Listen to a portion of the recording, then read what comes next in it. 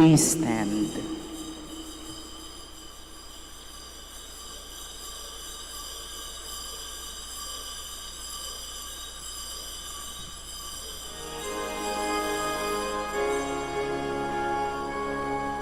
Masaya nating ipaghanda ang pagdating ng mananapos tagapagligtas natin. Tuwirin mga landas, mga alitan ay tapusin, sapagkat si Kristo'y darating. Tuwirin mga landas, mga alitan ay tapusin, sapagkat si Kristo'y darating.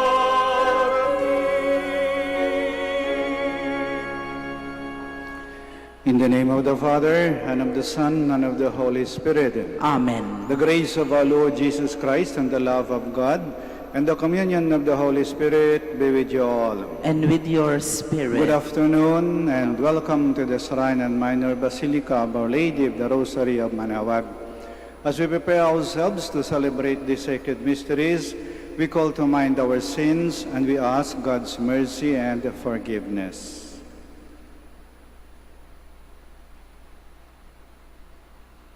In all humility, altogether we say, I confess to Almighty God and to you, my brothers and sisters, that I have greatly sinned in my thoughts and in my words, in what I have done and in what I have failed to do.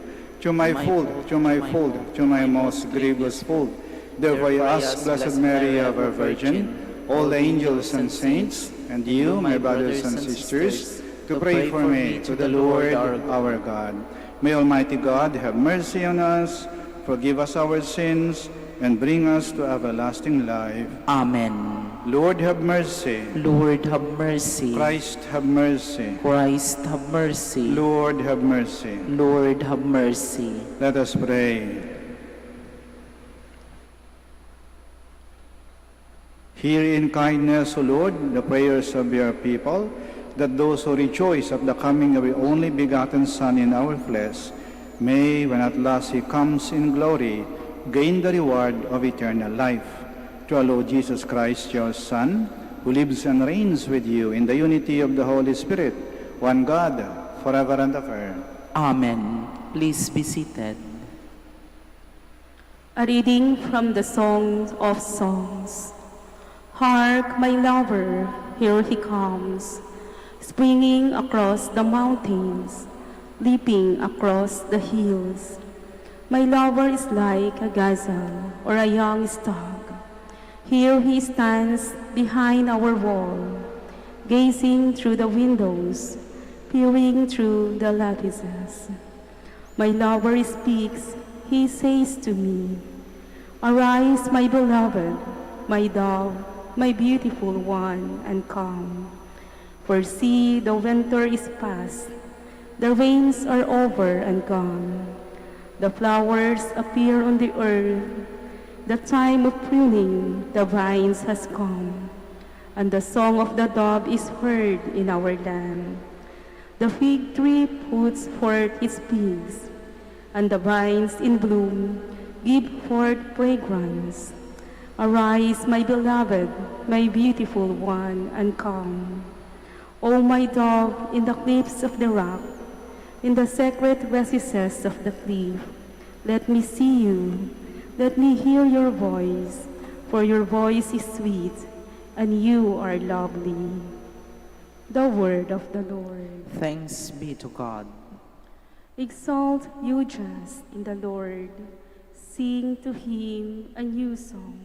Exalt you just in the Lord, sing to him a new song. Give thanks to the Lord on the harp, with the 10-stringed lyre chant his praises.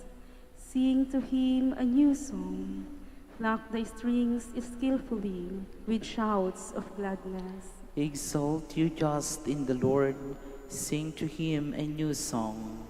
But the plan of the Lord stands forever, the design of his heart through all generations. Blessed the nation whose God is the Lord, the people he has chosen for his own inheritance. Exalt you just in the Lord, sing to him a new song. Our soul waits for the Lord, who is our help and our shield. For in him our hearts rejoice, in his holy name we trust. Exalt you just in the Lord, sing to him a new song. Please stand.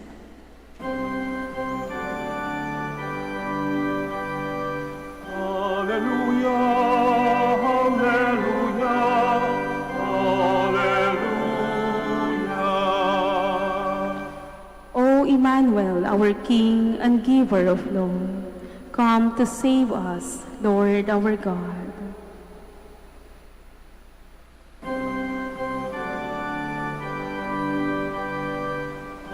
Alleluia, alleluia, alleluia. The Lord be with you. And with your spirit, A reading from the Holy Gospel according to Luke. glory to you, O Lord. Mary set out in those days and traveled to the hill country in haste to a town of Judah, where she entered the house of Zechariah and greeted Elizabeth. When Elizabeth heard Mary's greeting, the infant leaped in her womb, and Elizabeth, filled with the Holy Spirit, cried out in a loud voice and said, "Most blessed are you among women, and blessed is the fruit of your womb. And how does this happen to me, that the mother of my Lord should come to visit me? For at the moment the sound of your greeting reached my ears, the infant in my womb leaped for joy. Blessed are you who believe that what was spoken to you by the Lord would be fulfilled." The Gospel of the Lord. Praise to you, Lord Jesus Christ. Please be seated. Dinalaw ni Maria ang kanyang pinsang si Isabel. Pagkatapos ng annunciation ay ang visitation. At sa pagdalaw ni Maria kay Isabel, may dala-dala siya. Parang tayo rin pag tayo dadalaw o bibisita sa mga kaibigan natin, mga mahal natin sa buhay, mga taong malapit sa atin, mga membro ng ating pamilya, may dala-dala tayo. Masayang kwento, magandang balita, o may bitbit tayong mga pasalubong. Ito lahat, dala-dala ni Maria. May dala siyang masayang kwento. Pareho silang nagdadalang tao ng kanyang pinsang si Isabel. Pareho silang buntis. May dala siyang magandang balita. Malapit nang darating ang manunubos, ang tagapagligtas, ang anak ng Diyos. At may pasalubong siya. Hindi bitbit ng kanyang kamay, dala-dala ng kanyang sinapupunan.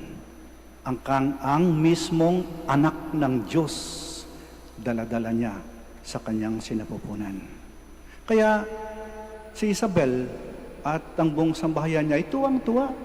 Kahit na si San Juan na nasa sinapupunan ni Isabel, naglulukso sa tuwa. Dala-dala ni Maria si Jesus sa kanyang pagdalaw. Siya ay nagdadalang tao.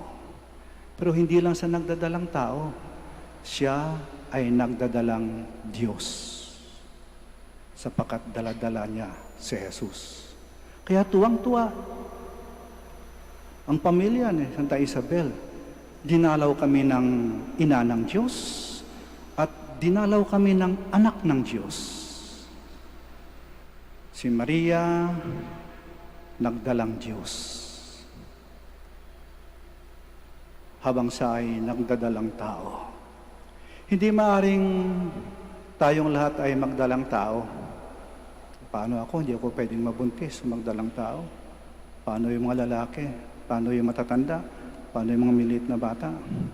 Hindi lahat maaring magdalang tao. Pero lahat maaring magdalang Diyos. Ibig sabihin, may ating dalhin ng Diyos, hindi sa ating sinapupunan, pero sa ating puso, sa ating pagkatao, sa ating buhay. We bring Jesus to everyone whom we encounter. Dala-dala natin si Jesus sa lahat ng taong ating makakatagpo, makakasalubong, makakausap, makakasalimuha. Alam nyo, isa sa pinakamagandang compliment o yung parang papuri na masabi sa atin na eto. Alam mo sis, alam mo Brad, pag nakikita kita, parang nakikita ko si Jesus. Kasi ang bait-bait mo, napakabuti mong tao, matulungin ka, maawain ka, napakabuti mong tao, nakikita ko si Jesus sa iyo. O marinig sabi, alam mo, pag narinig kita, parang narinig ko si Jesus. Kasi ang ganda ng mga payo mo, napakamahinahon ng boses mo, naliliwanagan ako, nakikita ko kung anong tama at kung anong mali. O marinig sabihin, alam mo, tuwing malapit ka sa akin, parang naramdaman ko si Jesus. Kasi nakakaranas ako ng kapayapaan, naging kampante, naging mahinahon, naging payapa ako. Panatag ang loob ko. Naramdaman ko si Jesus. Kaya ba itong pinakamandang masabi sa atin? Dala-dala natin lagi si Jesus sa ating buhay. Kaya kahit sino yung ating makakaharap, makakausap, makakatagpo, makasalimuha, maging bahagi ng ating buhay, maramdaman nila sa atin ang presensya ng Diyos. Naway huwag natin kalimutan yan, ng Diyos ay nananahan lagi sa atin. At narinig siya sa mga salita na ating sinasabi. Nakikita siya sa mga ginagawa natin. Naway, lagi nating alalahanin yung katotohanan yan. Kung sa ganon, kahit saan man tayo naroroon, kahit ano man ang ating ginagawa, kahit sino man ang ating makaharap, maramdaman ng mga taong na ating nakasalimuha ang presensya ng Diyos. At sana masabi nila, pagtalikod natin, pag-alis natin, sabihin nila, ay, salamat. Nakatagpo ko si Jesus. Ay, salamat. Dinalaw kami ni Jesus. Sitayo po tayo.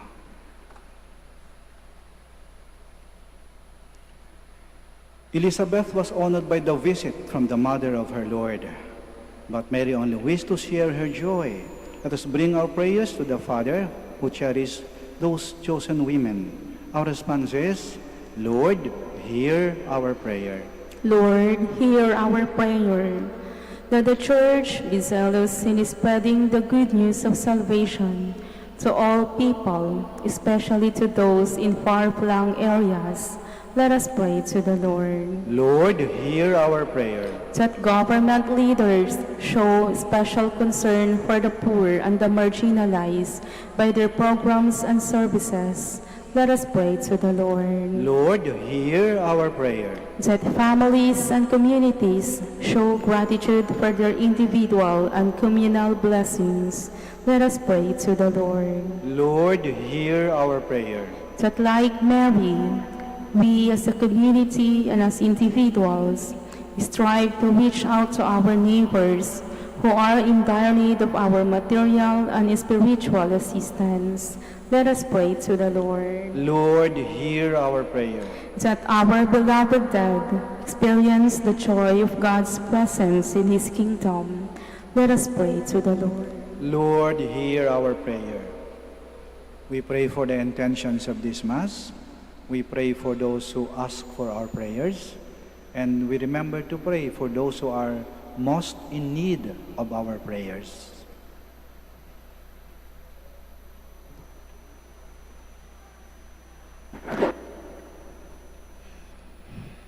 God our Father, you manifest your presence among us in the generosity of our brothers and sisters. May we continue to proclaim your love by engaging in a life of love and service. We ask this through Christ our Lord. Amen. Please be seated.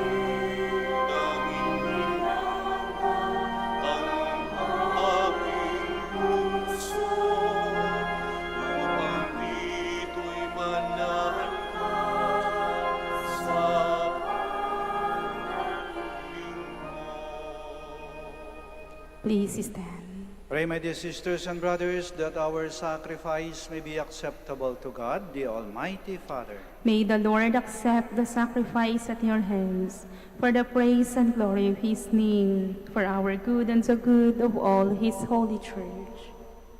Be pleased, O Lord, to accept the offerings of your church, for in your mercy you have given them to be offered, and by your power you transform them into the mystery of our salvation, through Christ our Lord. Amen. The Lord be with you. And with your spirit, Lift up your hearts. we lift them up to the Let us Lord. give thanks to the Lord our God. It is right and just. It is truly right and just, our duty and our salvation, always and everywhere to give you thanks, Lord, Holy Father, Almighty and eternal God, through Christ our Lord. For all the oracles of the prophets foretold him. The Virgin Mother longed for him with love beyond all telling. John the Baptist sang of his coming and proclaimed his presence when he came. It is by his gift that already we rejoice at the mystery of his nativity, so that he may find us watchful in prayer and exultant in his praise. And so with angels and archangels, with thrones and dominions, and with all the hosts and powers of heaven, we sing the hymn of your glory, as without end we acclaim. Holy, Holy, holy Lord God of hosts, heaven and earth are full of your glory. Hosanna in the highest. Blessed is he who comes in the name of the Lord. Hosanna in the highest. Please kneel. You are indeed holy, O Lord, the fount of all holiness. Make holy, therefore, these gifts, we pray, by sending down your Spirit upon them like the dewfall, so that they may become for us the body and blood of our Lord Jesus Christ. At the time he was betrayed and entered willingly into his passion, he took bread, and giving thanks, broke it, and gave it to his disciples, saying, "Take this, all of you, and eat of it, for this is my body, which will be given up for you."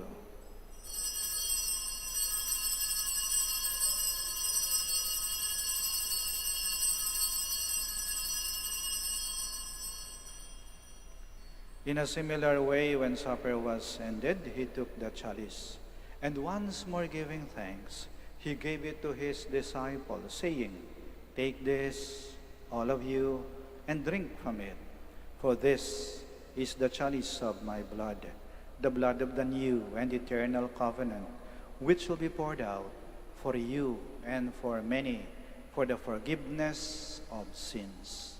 Do this in memory of me.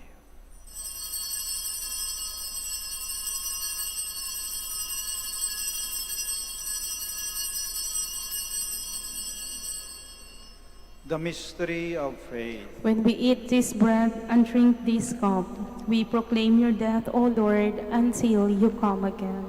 Therefore, as we celebrate the memorial of his death and resurrection, we offer you, Lord, the bread of life and the chalice of salvation, giving thanks that you've held us worthy to be in your presence and minister to you.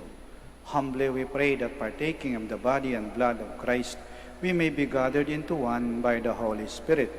Remember, Lord, your church spread throughout the world, and bring her to the fullness of charity, together with Francis, our Pope, Socrates, our Archbishop, Fidelis, his auxiliary bishop, and all the clergy. Remember also our brothers and sisters who have fallen asleep in the hope of the resurrection, and all who have died in your mercy. Welcome them into the light of your face. Have mercy on us all, we pray, that with the Blessed Virgin Mary, Mother of God, with Blessed Joseph, her spouse, with the blessed apostles, and all the saints who have pleased you throughout the ages, we may merit to be co-heirs to eternal life, and may praise and glorify you to your Son, Jesus Christ. Through him, and with him, and in him, O God, Almighty Father, in the unity of the Holy Spirit, all glory and honor is yours, forever and ever. Amen. Please stand. Now, in loving confidence, we pray to our Father in the words Christ taught us. Our Father, Who art in heaven, hallowed be thy name. Thy kingdom come. Thy will be done on earth as it is in heaven. Give us this day our daily bread, and forgive us our trespasses, as we forgive those who trespass against us. And lead us not into temptation, but deliver us from evil. Deliver us, Lord, we pray, from every evil. Graciously grant peace in our days, that by the help of your mercy, we may be always free from sin and safe from all distress, as we await the blessed hope and the coming of our Savior, Jesus Christ. For the kingdom, the power, and the glory are yours, now and forever.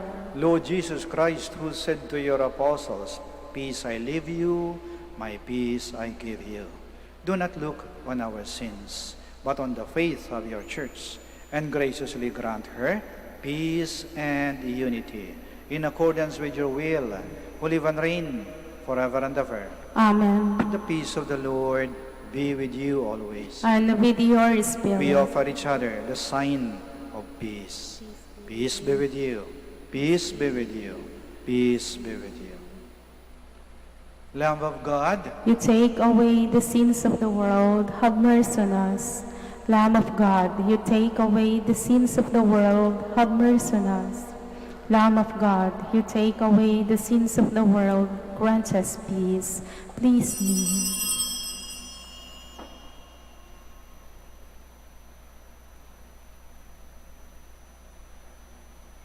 here is Jesus Christ, the Lamb of God, who takes away the sins of the world.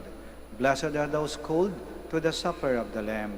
Lord, I am not worthy that you should enter under my roof, but only say the word, and my soul shall be healed.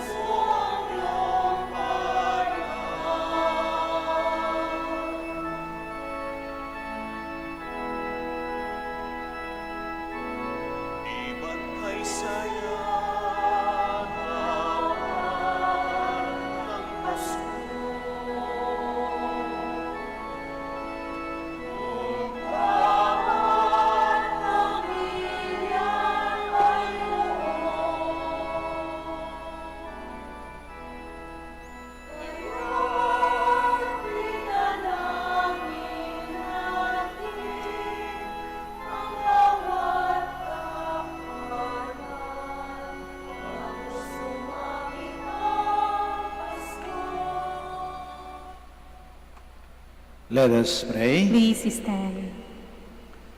Lord, may participation in this divine mystery provide enduring protection for your people, so that being subjected to your glorious majesty in dedicated service, they may know abundant health in mind and body, through Christ our Lord. Amen. Maraming salamat po sa inyong pagdalo sa banal na misa at sa pagdalaw sa ating mahal na ina, ang Birhen ng Rosaryo ng Manaoag.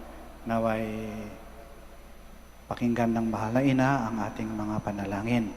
Mag-ingat po kayo sa pag-uwi at naway lagi kayong pagpalain ng ating Panginoon at ng ating mahal na ina. Hanggang sa muli po. The Lord be with you. And with your spirit. May Almighty God bless you, the Father, the Son, and the Holy Spirit. Amen. Our celebration of the Mass is ended.